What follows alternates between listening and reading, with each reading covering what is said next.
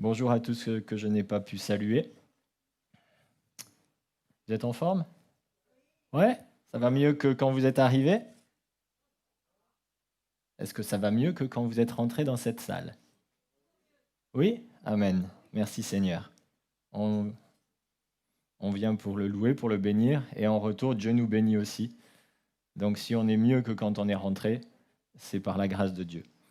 Alors, on est dans une série de quelques messages sur l'évangélisation au XXIe siècle, et le thème qui m'a été, comment on dit, attribué, si je puis dire ça comme ça, c'est bénir les autres par nos actes. J'ai un peu beaucoup de retours là. Donc je voudrais commencer par une petite mise au point. Évangélisation n'est pas synonyme de miracle physique. Je voudrais bien mettre les choses au point pour commencer. Les miracles ne sont pas le but, ni même un but. On peut aspirer à avoir des miracles, des guérisons physiques, des démons qui sont chassés, etc. Et quand j'analyse mon cœur, je parle pour moi, chacun fera sa propre réflexion, sa propre analyse et se mettra devant Dieu.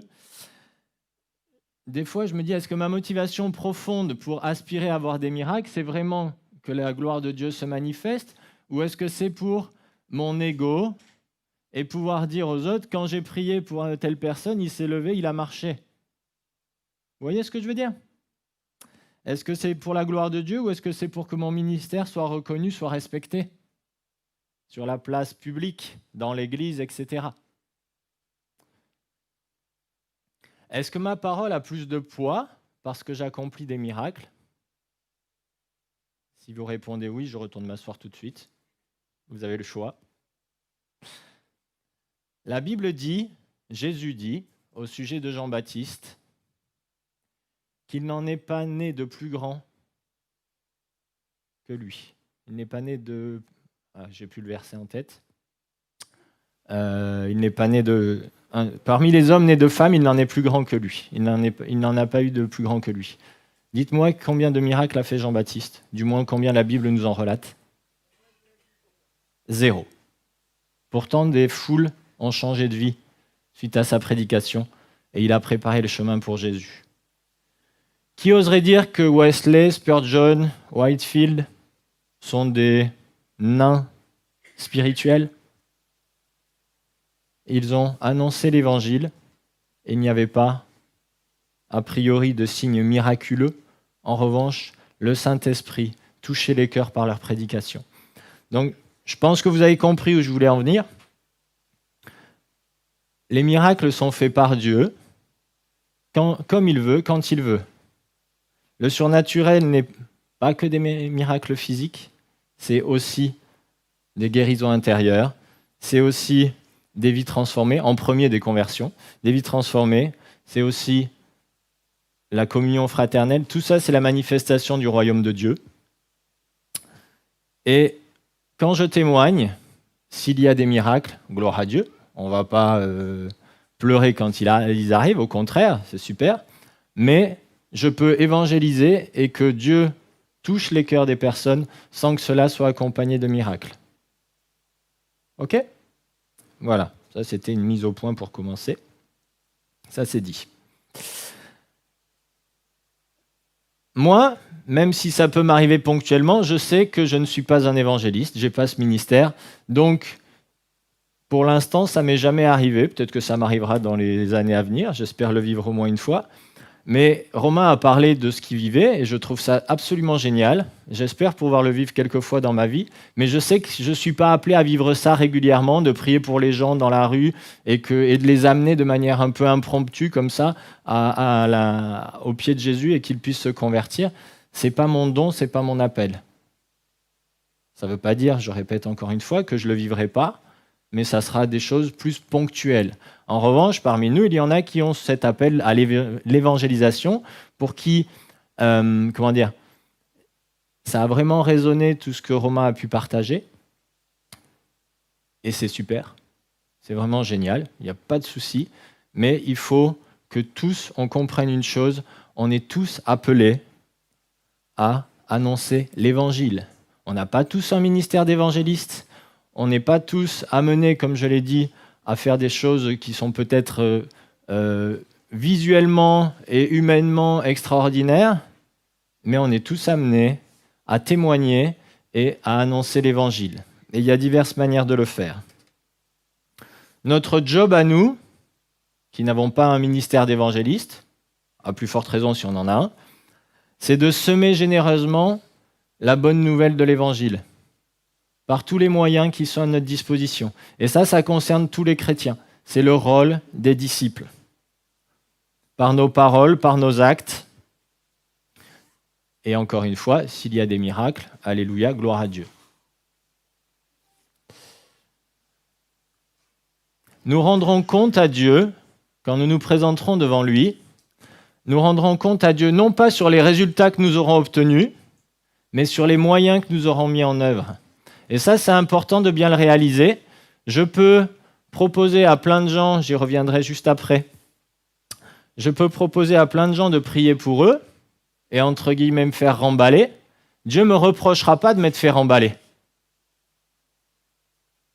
En revanche, s'il y a une occasion énormissime et que je ne saute pas dessus en disant « Est-ce que vous voulez que je prie pour vous ?» Là, Dieu me dira peut-être ce jour-là, qu'est-ce que tu as fait? Pourquoi tu n'as pas proposé? Vous comprenez ce que je veux dire? Oh, oh. Ah, merci. Je crois que j'étais tout seul. Alors, notre témoignage est d'abord de croire en Jésus. 1 Jean 5, verset 10, « Celui qui croit au Fils de Dieu possède ce témoignage en lui-même. » Verset 11, « Et qu'affirme ce témoignage ? Il dit que Dieu nous a donné la vie éternelle et que cette vie est en son Fils. Celui qui a le Fils a la vie. » Notre témoignage, c'est d'abord de croire en Jésus. Deuxièmement, notre témoignage, c'est aussi notre comportement. 1 Pierre 2, verset 12. « Ayez une bonne conduite au milieu des païens. Ainsi, dans les domaines même où ils vous calomnient en vous accusant de faire le mal, ils verront vos bonnes actions et loueront Dieu le jour où il interviendra dans leur vie. » Tite 2, verset 9, il y a quelque chose d'intéressant, versets 9 et 10. Alors c'est dans le cadre des esclaves convertis, mais on peut se l'approprier en tant que chrétien. Donc aux esclaves, tu recommanderas d'obéir à leur maître en toutes choses, qu'ils cherchent à leur donner satisfaction, qu'ils évitent de les contredire et se gardent de toute fraude, qu'ils se montrent au contraire dignes d'une entière confiance. Ainsi, ils rendront attrayant l'enseignement de Dieu notre Sauveur. Par leur service fidèle envers leur maître, par mon service fidèle en tant qu'employé envers mon patron, je rends l'enseignement de Dieu attrayant. Je témoigne par mes actes dans mon quotidien, sans, entre guillemets, m'en rendre compte forcément, sans que ça soit complètement délibéré. Notre comportement, droiture, acte de bonté, ça peut être aussi de se désolidariser à la pause café quand ça commence un peu à cancaner. Vous voyez ce que je veux dire? À médire, ou à rigoler sur des choses un petit peu malsaines, un petit peu en dessous de la ceinture. Je peux aussi me démarquer par rapport à ça. Et ça fait partie du témoignage.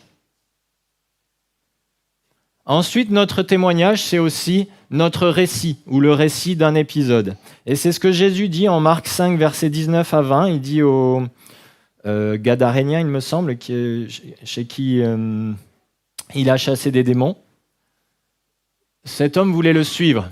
Jésus ne le lui permit pas, mais il lui dit « Va dans ta maison, vers les tiens, et raconte-leur tout ce que le Seigneur t'a fait et comment il a eu pitié de toi. » Ça, c'est aussi notre témoignage, de raconter un épisode de notre vie où Dieu est intervenu, de le raconter autour de nous, de le raconter à nos proches.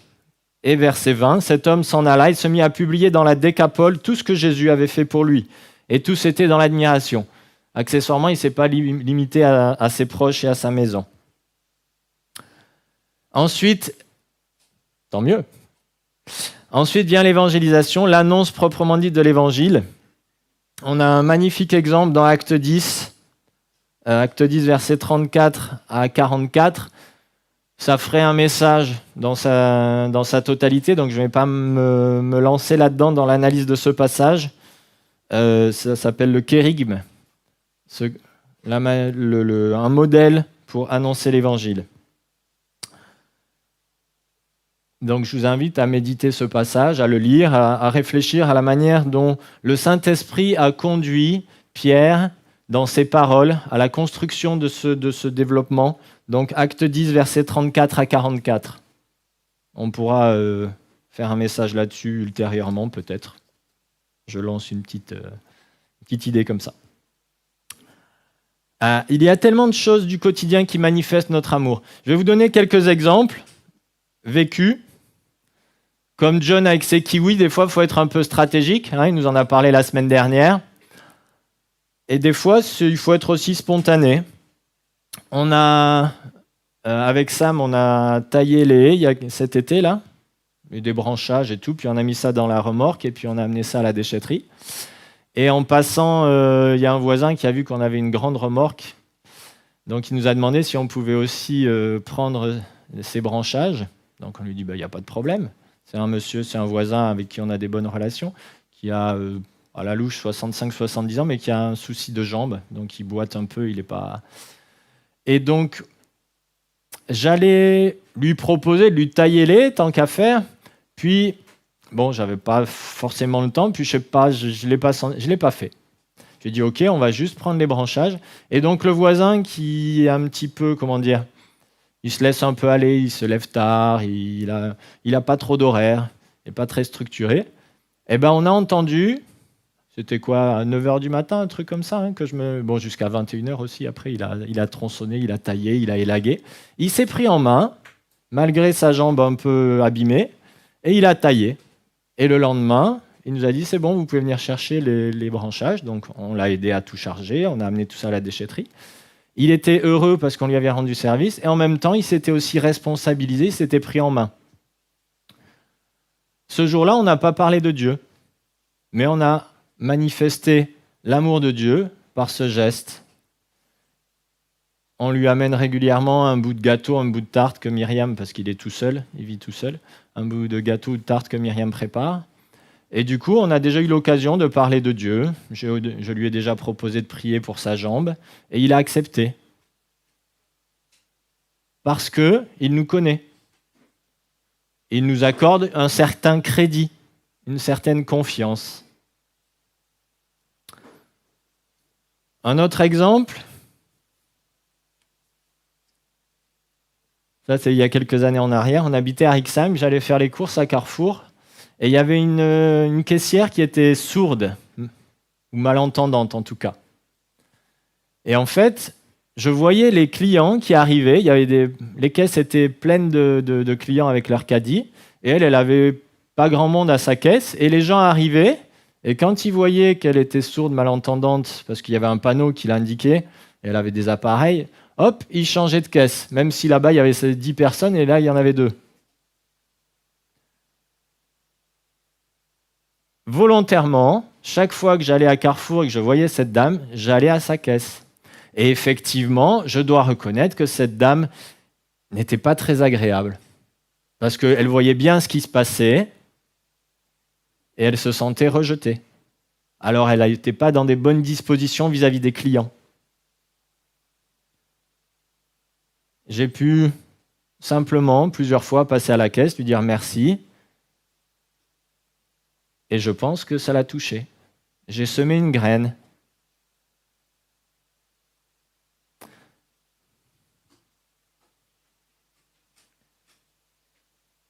Lors du Covid, là, du début de cette épidémie, nos frères et sœurs de la Porte Ouverte ont été malheureusement fortement impactés.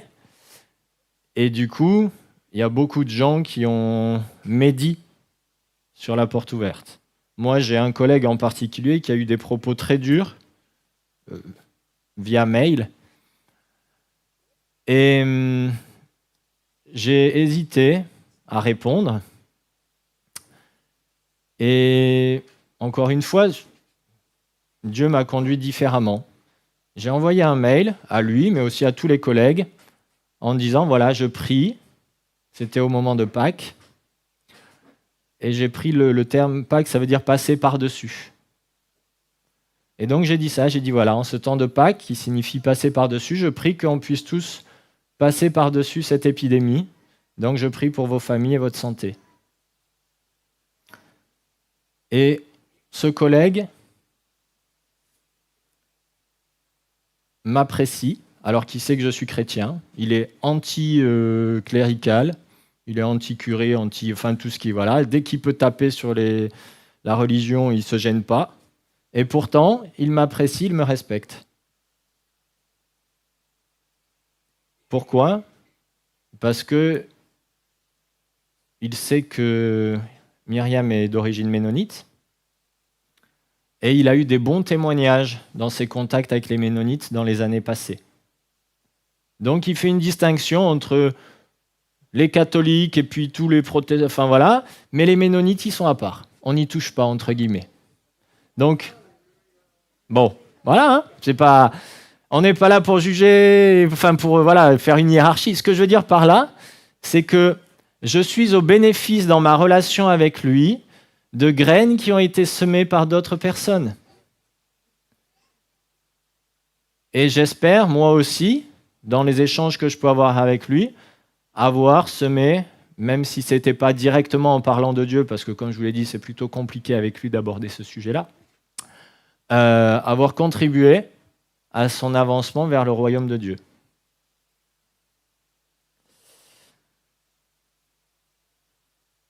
J'ai un autre collègue, je donne plein d'exemples comme ça, qui il y a quelques années, sa fille a craqué psychologiquement.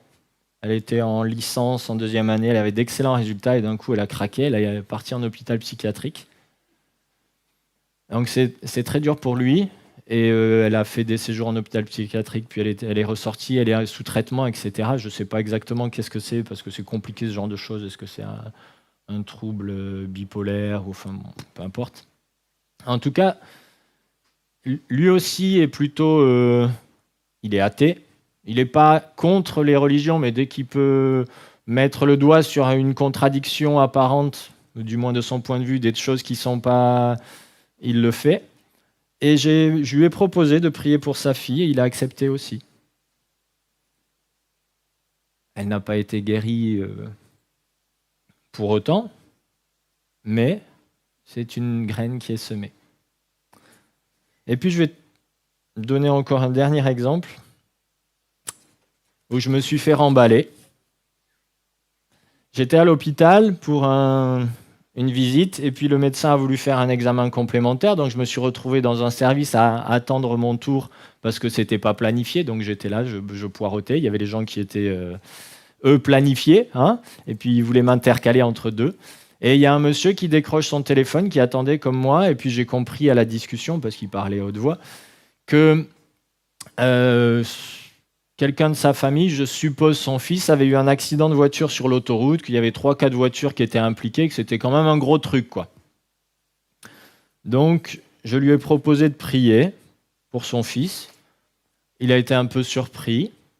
Il m'a dit non, non, merci. C'est pas la première fois que ça arrive. Enfin voilà, il était un peu décontenancé, un peu. Mais il m'a dit non. Bon, ok.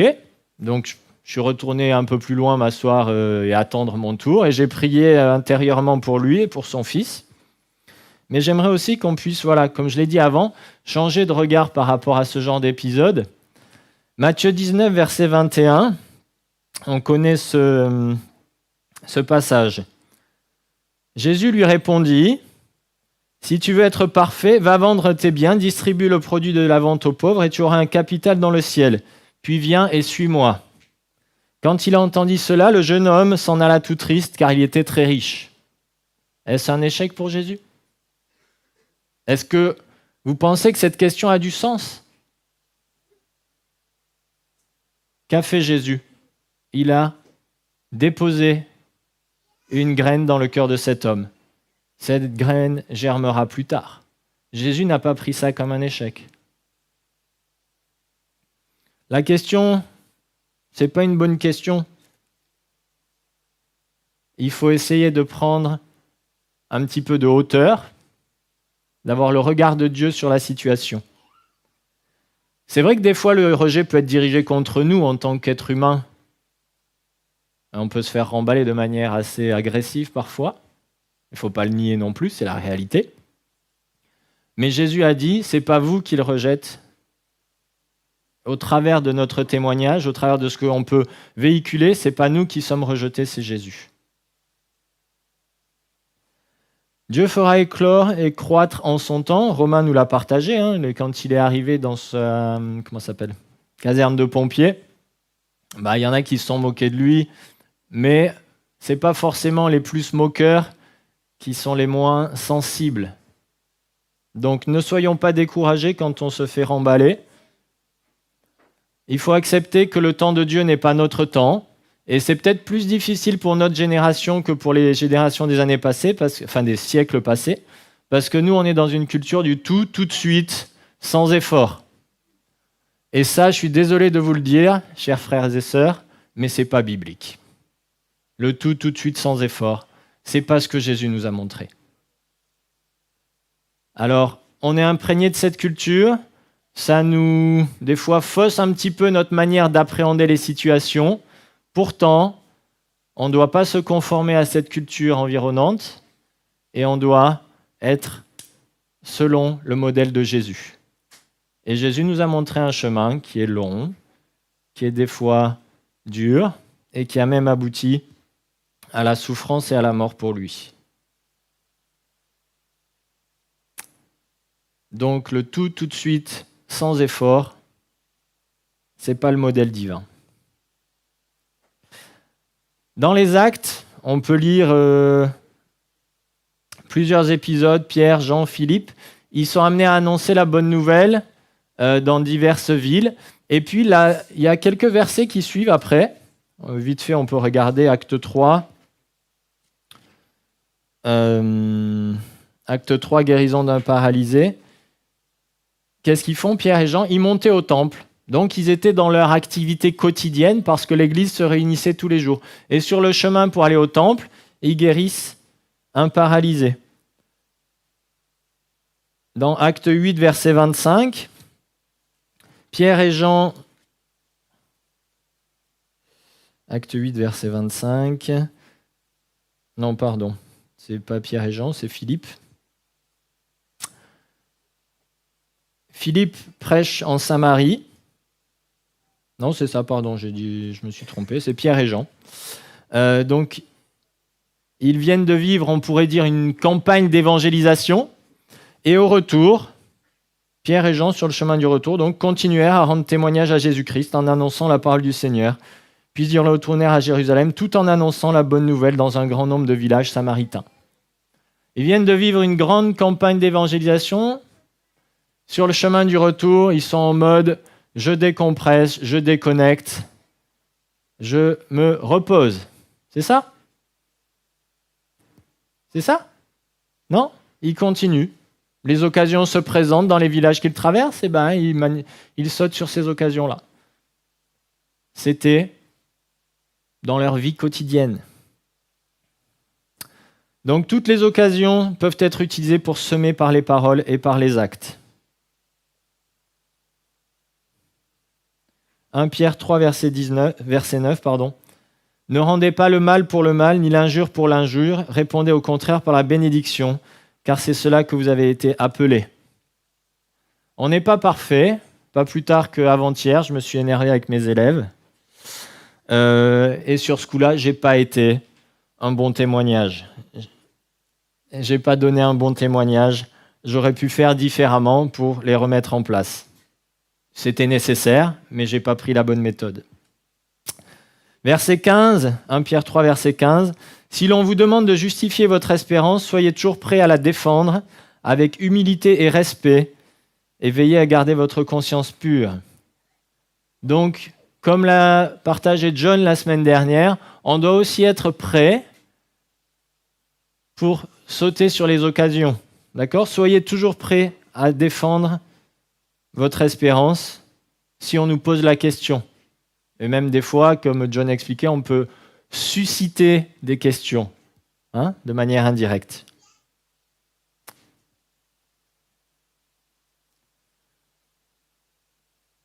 attention, un point important.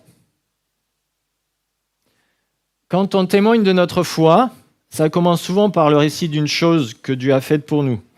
Si les auditeurs s'ouvrent, le témoignage doit devenir une présentation de Jésus. Et là, il est important d'être équilibré. On est vraiment serviteur de l'Évangile, on est dans ce que Jésus nous demande de faire. Si notre annonce mentionne la croix et le pardon, le péché et le jugement. Encore une fois, on aurait tendance peut-être à édulcorer un peu le message pour ne pas faire fuir les personnes qui sont intéressées. Jésus, ce n'est pas le modèle qu'il nous a montré. Il disait les choses clairement, il appelait un chat, le péché c'est le péché, le jugement c'est le jugement. Et il est venu justement pour régler ce problème du péché. Donc notre annonce de l'Évangile doit être aussi conforme au modèle christique. Ça se dit ça ? Ouais.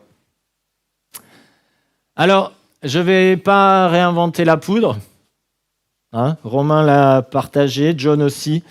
La clé pour toute notre vie chrétienne et à plus forte raison, non pas à plus forte raison, mais aussi dans ce domaine-là qui est le témoignage ou l'évangélisation, c'est notre relation personnelle avec Dieu. Et c'est important d'en être conscient. C'est dans les temps de prière, c'est dans les temps de lecture de la Bible, c'est dans les temps de relation, de communion, de méditation avec Dieu, c'est dans les temps à genoux dans la prière que se prépare le témoignage, que se prépare l'évangélisation. Même si on n'est pas en train de prier pour ça. On peut prier pour avoir une occasion de témoigner dans la journée, on peut prier pour avoir une occasion d'évangéliser, d'apporter la bonne nouvelle du salut à des gens qu'on ne connaît pas, et c'est un sujet de prière légitime. Mais même si je suis simplement en train de méditer la parole comme je le fais dans mon culte quotidien, ou je devrais le faire dans mon culte quotidien, je suis en train de nourrir mon cœur de l'amour de Jésus pour l'être humain. Je suis en train de remplir mon cœur de la présence de Dieu. Je suis en train d'être rempli pour être prêt à déborder autour de moi.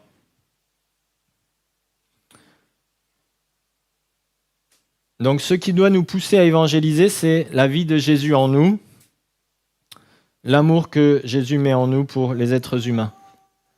Jésus ne veut pas des Saül. Vous connaissez l'histoire de Saül, il a un petit peu « ouais, mais bon, les sacrifices, machin, ça compte aussi ». Il ne veut pas des Goliaths. Alors attention, quand je dis Goliath, c'est grand, costaud, sûr de lui, un peu arrogant. Jésus veut des David. Et qu'est-ce qui caractérisait David ? Qu'est-ce qui était à l'origine de son appel ? C'était qu'il avait un cœur selon le cœur de Dieu. Tout le reste, toutes les autres choses ont été conséquences de ce cœur selon le cœur de Dieu. Jésus veut des David. Pas des personnes qui craignent les hommes, pas des personnes qui comptent sur leur propre force. Jésus, dans Jean 15, nous dit « Demeurez en moi, et moi je demeurerai en vous. Un sarment ne saurait porter du fruit tout seul sans demeurer attaché au cep. Il en est de même pour vous, si vous ne demeurez pas en moi, vous ne pouvez porter aucun fruit. Celui qui demeure en moi et en qui je demeure portera du fruit en abondance, car sans moi, vous ne pouvez rien faire. » Et moi, je parle pour moi, trop souvent, je fais par mes propres forces. Et je m'étonne que ça ne marche pas comme je pensais. Que l'objectif n'est pas forcément atteint. Que ça ne se passe pas de la meilleure manière qui soit. Mais parce que je n'ai pas mis les choses dans l'ordre. Alors ça demande une discipline, je l'ai dit tout à l'heure. C'est pas tout de suite, facilement et tout. Paul nous parle de traiter durement notre corps comme un athlète qui s'impose un entraînement, qui se prive de certaines choses, qui va faire des choix. J'entendais cette semaine Olivier Giroud, vous connaissez le footballeur, il disait quelqu'un l'interviewait et il lui disait, je ne sais plus exactement quelle était la question, par rapport aux tentations et à l'adolescence quand il était jeune. Et il a dit, bien sûr que j'ai été tenté, bien sûr que j'ai fait des choses que j'aurais pas dû faire. Et il dit, mais en tant que footballeur, apprenti ou aspirant, je sais pas comment ça s'appelle, il dit, c'est pas moi qui ai fait le plus la fête par rapport à mes copains, parce que moi j'avais cet objectif d'être footballeur, et donc le vendredi soir, je savais qu'il y avait match le samedi ou le dimanche, donc il y avait beaucoup d'entraînement, j'allais me coucher tôt. Il a fait des choix, et là, entre guillemets, Dieu ne rentrait pas en ligne de compte dans ce que je viens de dire. Il a fait des choix d'être footballeur, et il voulait en faire son métier. Et du coup, il renonçait à aller faire la bringue avec les copains. De la même manière, à une échelle qui concerne toute notre vie, nous sommes appelés à faire des choix en conformité avec la décision que nous avons prise de suivre Jésus.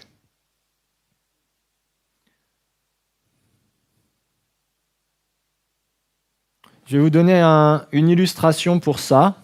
Je m'en excuse d'avance pour ceux qui seraient concernés par cette chose-là. Mais je trouvais que c'était un exemple assez parlant. Vous avez peut-être dans votre entourage une personne qui fume. Et un fumeur est imprégné par la cigarette. Son haleine, sa transpiration, sa voix, la couleur des doigts, même la couleur des cheveux. Quand une personne qui fume est dans la pièce et qu'elle quitte la pièce, il y a une odeur qui reste pendant plusieurs heures. Moi, je l'ai vécu avec ma grand-mère qui fumait beaucoup. Et est-ce que je transpire Christ ? Comme le fumeur transpire la nicotine, si vous me permettez cette comparaison. Est-ce que je transpire Christ ? Est-ce que je suis tellement imprégné de Jésus que ça sort par tous les pores de ma peau et que cette odeur reste dans la pièce même après mon départ ?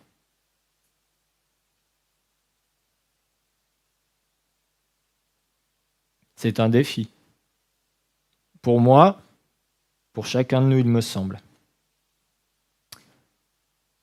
Le projet de Dieu, il aurait pu faire différemment, mais son projet, c'est que l'annonce de la bonne nouvelle soit faite par des saints qui transpirent et démontrent son amour, chacun de nous. Et une démonstration d'esprit et de puissance peut se manifester au service de la prédication, qui vient accompagner, étayer, affirmer, confirmer ce qui a été annoncé. Est-ce que je transpire Christ ?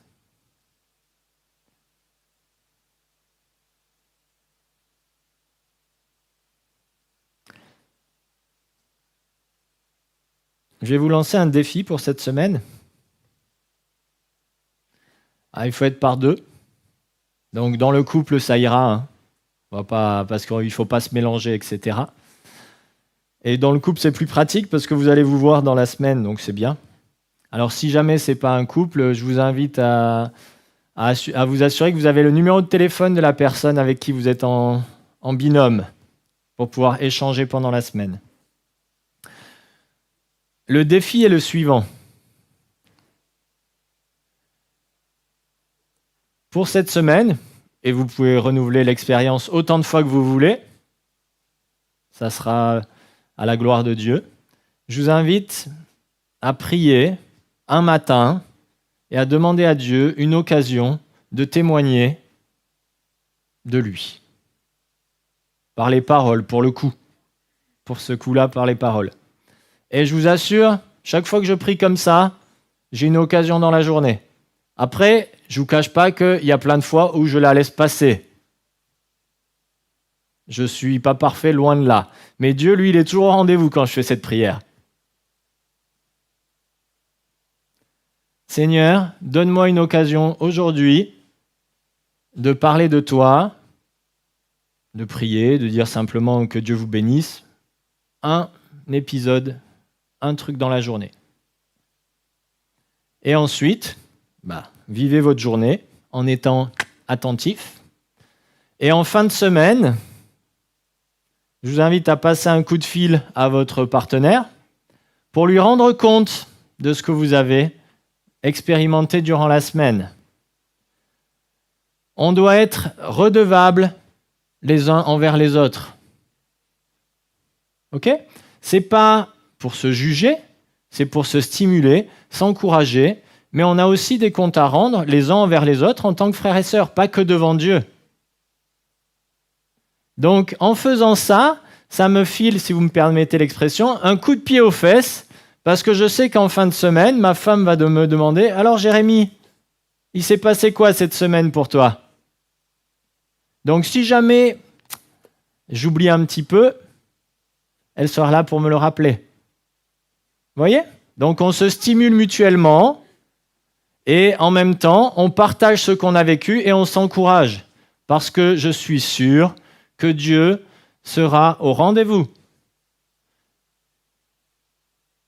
Alors on pourra partager avec notre binôme ce que l'on a vécu et ensemble dire merci à Jésus et dire la semaine prochaine, on recommence. Est-ce que vous êtes d'accord d'accepter de prendre ce défi, de relever ce défi? Est-ce que vous êtes d'accord? Oui? Donc je vous invite à vous tourner vers votre conjoint, vers une personne avec qui vous entendez bien et dire « Ok, on va faire ça cette semaine et je ne t'oublierai pas. » Vous pouvez le dire à votre conjoint « Je ne t'oublierai pas. » Ça marche?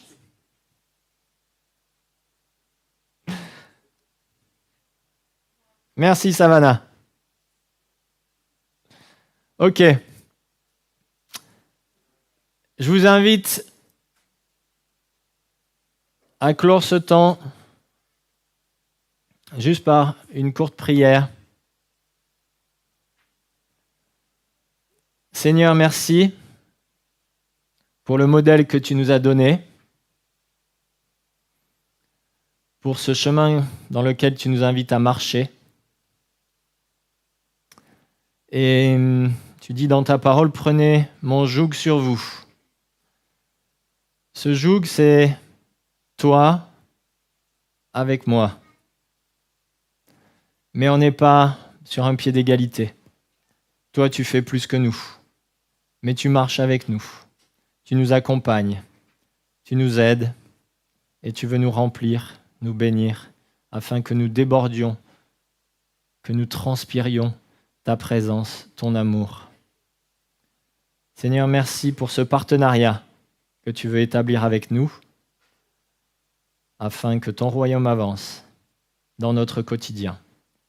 Que ta gloire soit manifestée dans notre vie quotidienne et que des vies soient transformées par toi, Jésus. Amen.